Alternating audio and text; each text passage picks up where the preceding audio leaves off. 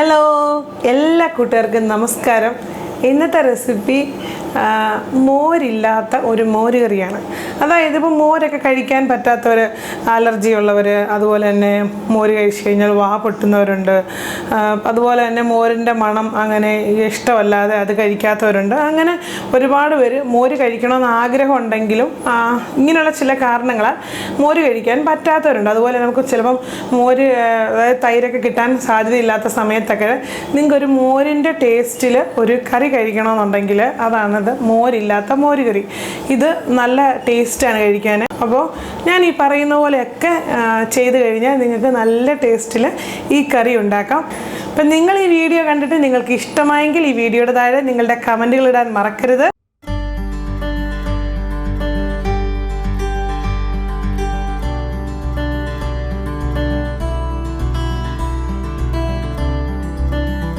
ഒരു ചീനച്ചട്ടി ചൂടാക്കാൻ വെച്ചു. ലേശം വെളിച്ചെണ്ണ ഒഴിച്ചു കൊടുത്തു. വെളിച്ചെണ്ണ ചൂടായപ്പോൾ 2 നുള്ള് പൊടിക്കാത്ത ഉലുവ ഇട്ട് കൊടുക്കാം. ഉലുവ ഒന്ന് നിറം മാറുമ്പോൾ ഇതിലേക്ക് 1/2 ടീസ്പൂൺ കടുക് ഇട്ട് കൊടുക്കാം.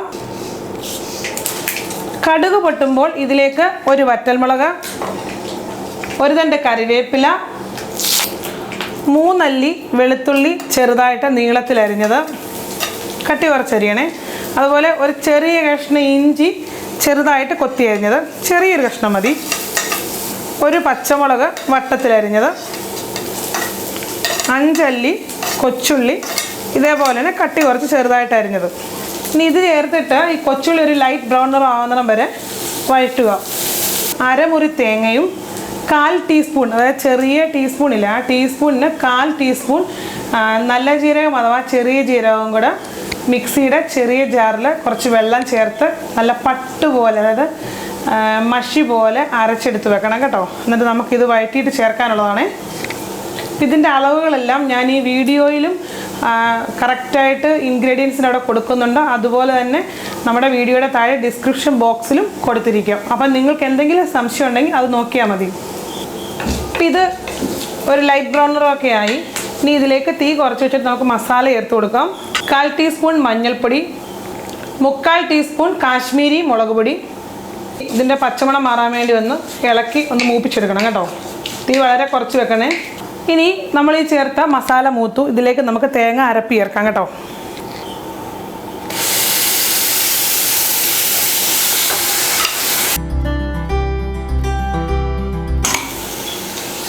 തേങ്ങ അരപ്പി ചേർത്തിട്ട് ഇതിൻ്റെ പച്ചമണം ഒന്ന് മാറാൻ വേണ്ടി നല്ലതുപോലെ ഇളക്കി കൊടുക്കണേ.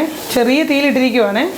അപ്പോൾ ഇതൊന്ന് ചൂടായിട്ടുണ്ട്. ഇനി ഇതിലേക്ക് തിളപ്പിച്ചാറിയ വെള്ളം, ആ അരപ്പ് കഴുകി മിക്സിയുടെ ജാറ് കഴുകി ഒഴിക്കണം.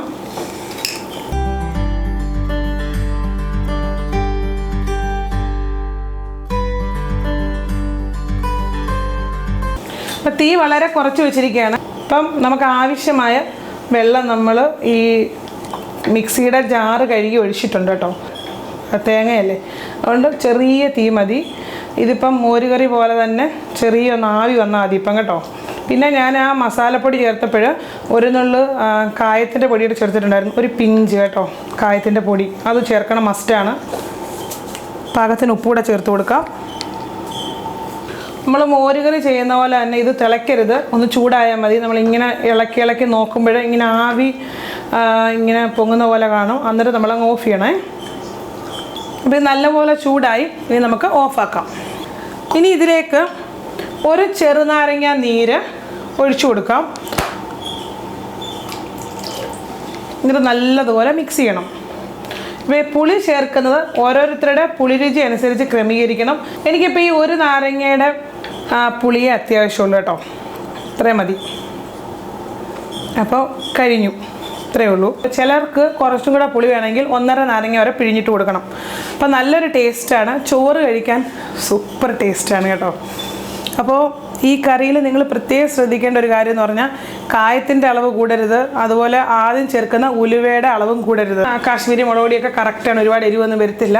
ഞാൻ ഒരൊറ്റ പച്ചമുളകേ ചേർത്തിട്ടുള്ളൂ, അതിൻ്റെ ആവശ്യമേ ഉള്ളൂ.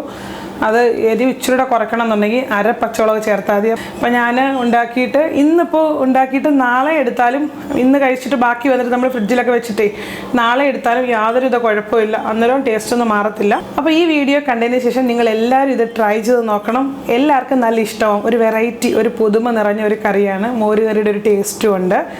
ആകെ ഒരു കാര്യം മാത്രം ശ്രദ്ധിച്ചാൽ മതി, പുളിയുടെ രുചി നിങ്ങളുടെ രുചി അനുസരിച്ച് ക്രമീകരിക്കണം, കൂട്ടാം. ഒരു നാരങ്ങയിൽ കുറയ്ക്കരുത് കേട്ടോ. അപ്പോൾ അത്രേ ഉള്ളൂ. നിങ്ങൾക്ക് ഇഷ്ടമായെങ്കിൽ വീഡിയോയുടെ താഴെ കമൻറ്റ് ചെയ്യുക. വീണ്ടും നല്ലൊരു വീഡിയോയുമായിട്ട് ഞാൻ വരുന്നതാണ്. എല്ലാവർക്കും താങ്ക് യു.